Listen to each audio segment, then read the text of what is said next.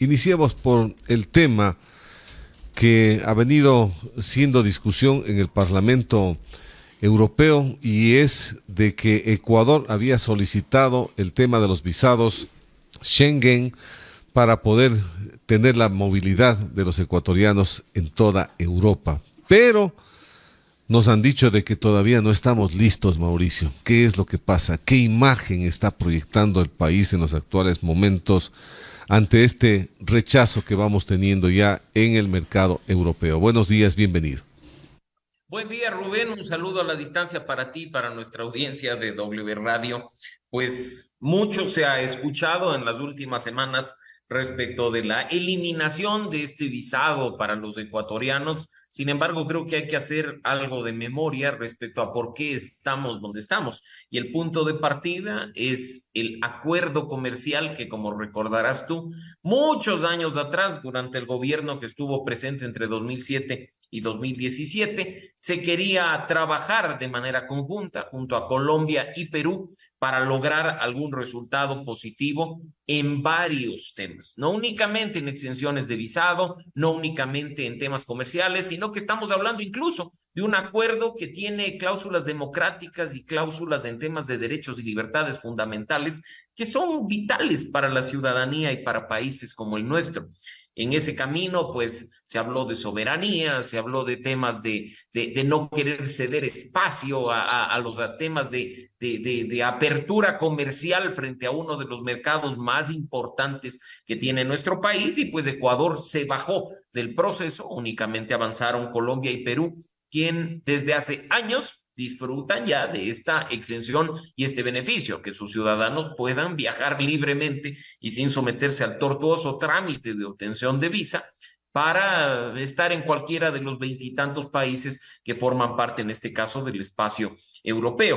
Ecuador se demoró mucho en adherirse al acuerdo comercial y llevar a cabo un proceso por cuenta propia. Sí, trayendo consecuencias económicas para el país, claro, porque hubiéramos tenido mucho más beneficio en función del tiempo en que esto podía ser aprobado, y pues ahora también con el tema de los visados. Sin embargo, y hay varios pronunciamientos, como tú y creo que la mayoría de nuestra audiencia ha escuchado y ha leído, en cuanto a que es viable y es favorable a nuestro país trabajar en el levantamiento del visado, pero aún hay varias etapas procesales que se tienen que cumplir, y pues en ese sentido, en las últimas horas, en los últimos días, hemos escuchado estas opiniones discrepantes entre miembros del Consejo Europeo y aquellos que toman las decisiones legales, jurídicas y políticas, que son precisamente aquellos al interior del Parlamento Europeo. Esperemos que esto pueda solucionarse en alguna medida y ya viabilizarse de manera efectiva a inicios del próximo año.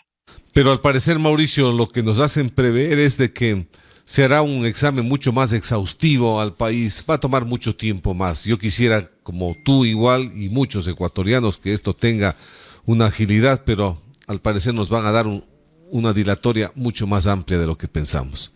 Por supuesto que sí, yo creo que es sensato no generar falsas expectativas en cuanto al tiempo, no creer que pues el 1 de enero o el 15 de enero, después de que se dé esta sesión en el Parlamento Europeo, ya los ecuatorianos automáticamente podremos entrar a Europa sin visa, sino entender que es un paso más para lograr el resultado final, y que esto pues, independientemente de la favorabilidad que se viene dando desde hace algún tiempo, tomará aún algunos meses, creería yo, esperando pues que en 2023 al menos se tenga ya un resultado final positivo. Que ojalá que nos dé esa posibilidad, porque nosotros estamos rezagados.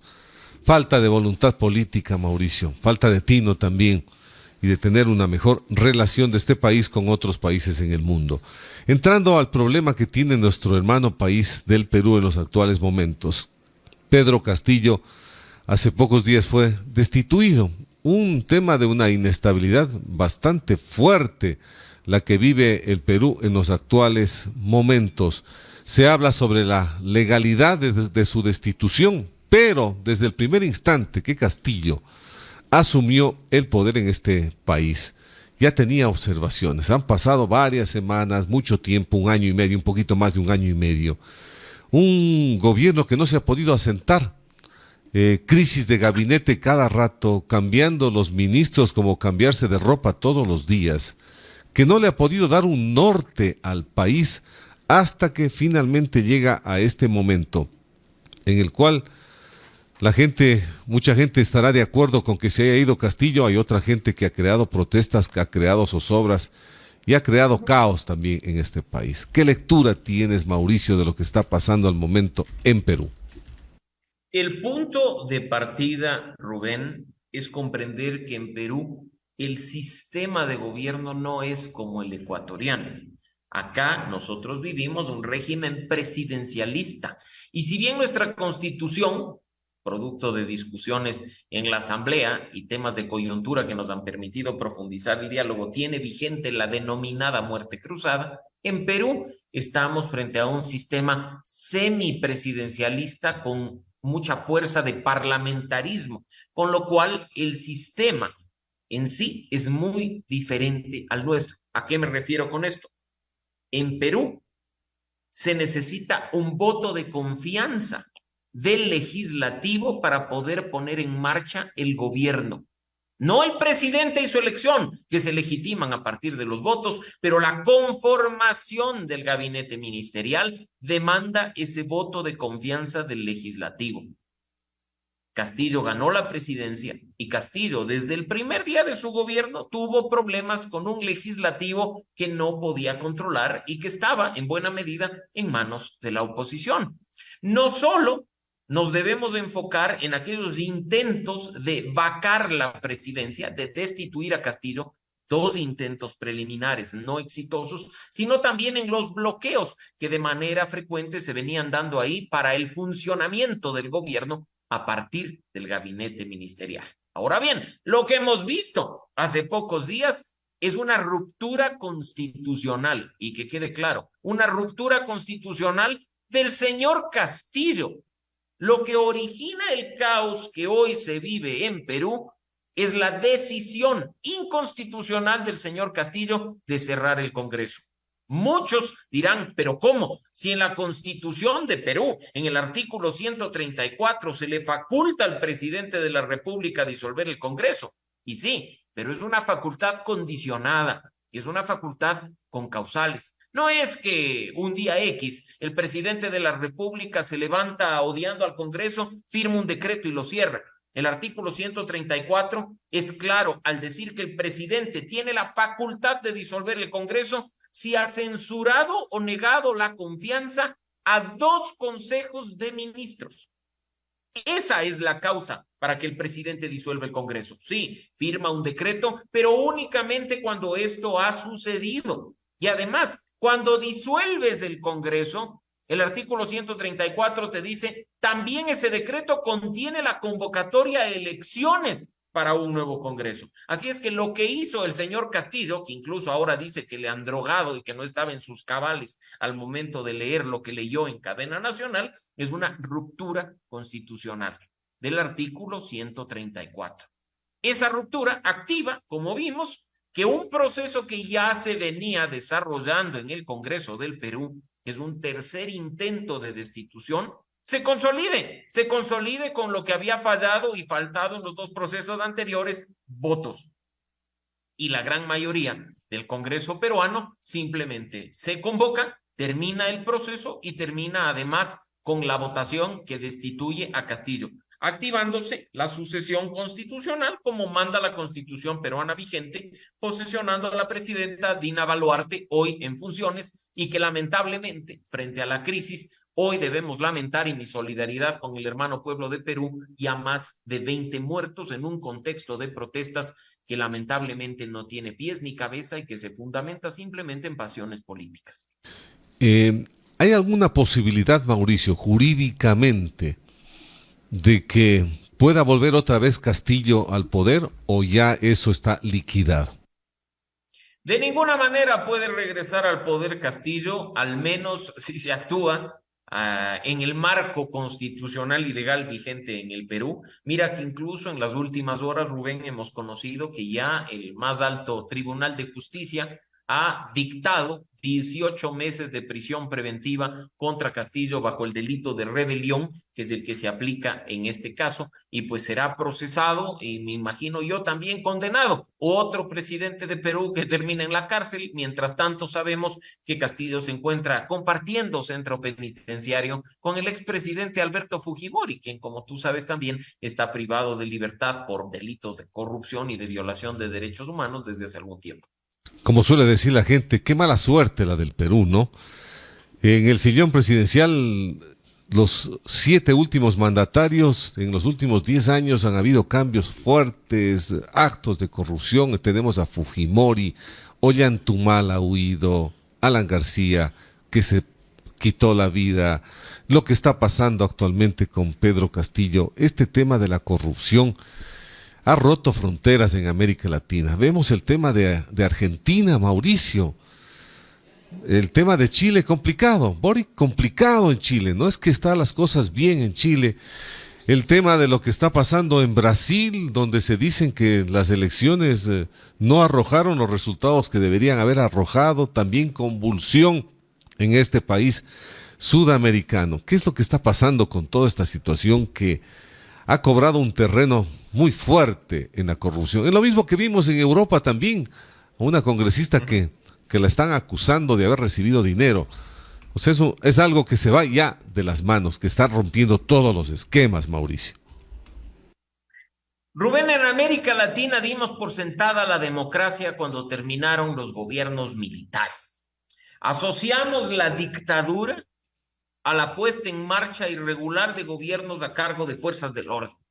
Dijimos, no, ya tenemos cómo ir a votar y a elegir representantes. Nada más de equivocado que eso, porque democracia es mucho más que tener elecciones, y creo que eso es algo que muchos coincidirán conmigo.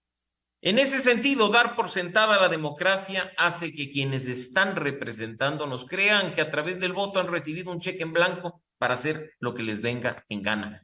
Y la situación que se vive en Argentina, en Chile, en Ecuador, en Perú, en Colombia, que es una situación regional, que además, como tú bien lo has dicho, ahora compartimos con varios países del mundo entero, es el agotamiento de la democracia producto de un desentendimiento de sus principios y valores fundamentales.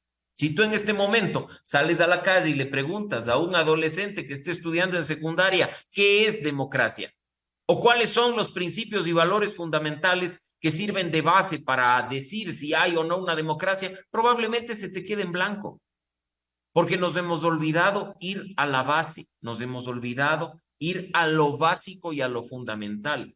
Nadie defiende lo que desconoce, nadie defiende lo que no cree. Y pues la ciudadanía en esa desconexión simplemente empieza a llegar a un hartazgo y a una crisis de representación que encuentra canales de desfogue a través de procesos de destitución, de protesta, de movilización, siempre recurriendo, como está hoy en Perú muy fuertemente y en otros países, incluido el nuestro, lo hemos escuchado en el último tiempo, el clásico, que se vayan todos. Y por supuesto, quizá eso sea una solución temporal, pero ¿qué viene después? ¿Tenemos una salida? ¿Tenemos una alternativa? ¿Podemos plantearnos la siguiente etapa, los siguientes pasos? Creo que en las condiciones actuales no.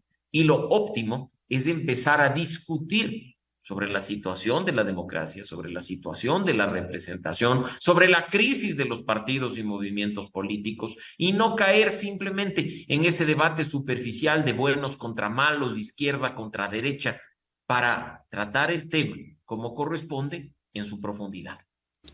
Claro, este tema de hacernos tratar bien, dice Mauricio, el tema de la izquierda, la derecha, al parecer los izquierdosos son muy sanos, son muy transparentes, pero hemos visto actos de corrupción de la izquierda muy, muy fuertes. ¿Qué criterio tienes, Mauricio? La corrupción, perdón, Rubén, la corrupción no distingue ideología. La corrupción está en la derecha y está en la izquierda. Y no es un tema de si eres izquierdoso, eres limpio, si eres derechoso, eres limpio, no. Porque la corrupción y la normalización de la corrupción está lamentablemente en la esencia del ser humano. Hay personas buenas, por supuesto, y honestas en cada uno de los parámetros del espectro ideológico, pero lo que hay que hacer es recuperar valores fundamentales como la integridad y la honestidad, más allá de cualquier cuestión ideológica. Completamente de acuerdo. Preocupante, por ejemplo, lo que acaba de pasar en Quito. El embajador de los Estados Unidos ya lo dijo.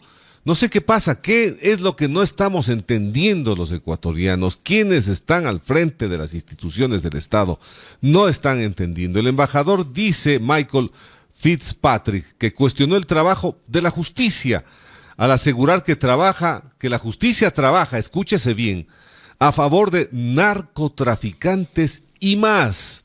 Así lo afirmó en esta jornada internacional anticorrupción que se llevó a cabo el día 14 de diciembre en la Universidad Andina. A través de su discurso se refirió también al sistema de justicia del Ecuador como un sistema de camuflaje para defender a narcos, matones y sus testaferros. De hecho, señaló también sobre el tema de los narcogenerales que existen en nuestro país desde hace algún tiempo y que nada se está haciendo, nada se está diciendo. Hay un mutis total sobre este tema. ¿Por qué? Tú que vives en la capital de la política, en la capital de los ecuatorianos, en donde está toda la fuerza del mundo político en el país, ¿qué es lo que se dice en Quito? Que simplemente el embajador ha dicho lo que muchos pensamos, que en buena hora que un embajador pueda levantar la voz por aquellos que lamentablemente hablan o hablamos en otro tipo de espacios cerrados por temor, por autocensura, por miedo a las represalias. Creo que aquí todos, independientemente de si vivimos en Quito o en Guayaquil, estamos aterrados por la impunidad y estamos aterrados por la justicia que no es justicia. Claro, al que roba un pan probablemente le condenan a varios años de cárcel, pero a los que nos roban en nuestra cara millones, cumplen una condena y salen a disfrutar de lo mal habido sin devolverle a los ecuatorianos un solo centavo de aquello que nos pertenece.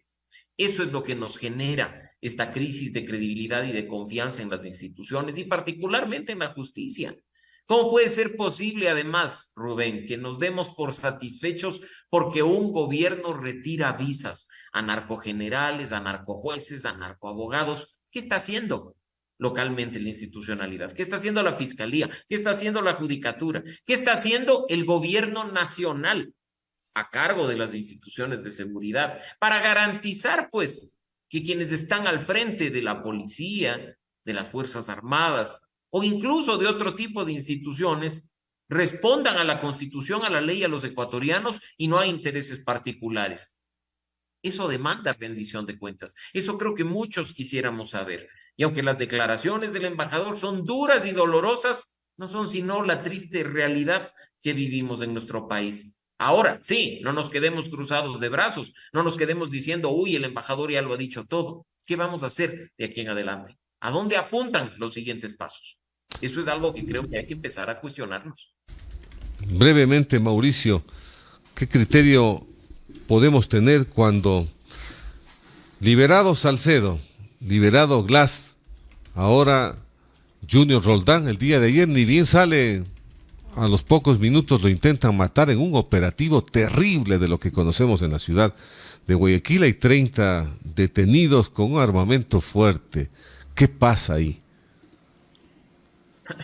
Tan simple como que en el proceso de prelibertad, el SNAI, el servicio encargado de los temas de rehabilitación social, aporta más de 290 pruebas para la concesión de la prelibertad.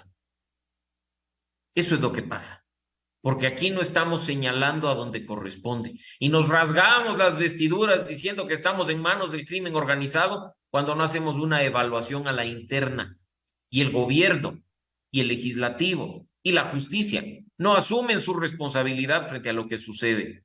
Creo que en ese sentido es vital, insisto, decir las cosas como son, cuestionar al SNAI por este tipo de acción. ¿Cómo puede ser posible que en cuestión de minutos esa persona sea recapturada o que nos asustemos o nos sorprendamos de lo que ha sucedido cuando la prelibertad de este señor fue incluso producto de comunicados desde las más altas esferas del poder? Era obvio que lo iban a estar esperando afuera. ¿O es que acaso esta es la estrategia que tiene el gobierno nacional para capturar y recapturar delincuentes? Si es que es así, pues al menos ojalá en algún momento rindan cuentas. Si es que no, es producto de la ingenuidad de algunos que ejercen el poder sin conocer los más elementales temas constitucionales, legales y administrativos. Mauricio, muchas gracias. Un abrazo en la distancia.